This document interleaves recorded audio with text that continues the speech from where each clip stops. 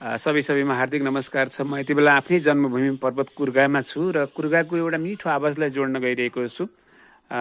यो आवाज खेम सेन्चुरीले गाउनु भएको आवाज भाइको आवाजमा सुनाउँदैछु। कस्तो लाग्छ यहाँहरूको प्रतिक्रियाको अपेक्षा गर्दै भाइको आवाजलाई जोड्न चाहे। सानो सानो घर छ मेरो रुद्रपुरको गाउँमा, गोरे बाबु भन्दै मलाई बोलाउँछन् त्यो ठाउँमा।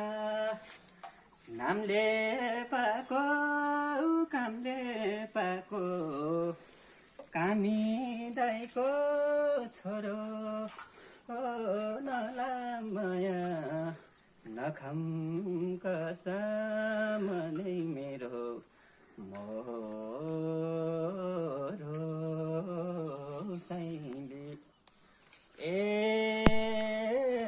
साइली मसँग जान्छौ र मैले छोको खान्छौ र।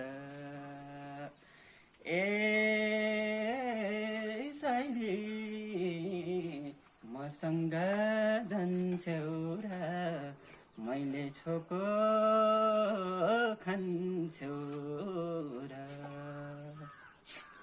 धन्यवाद छ। भाइको थोरै परिचय पनि जोडौँ यसबाट।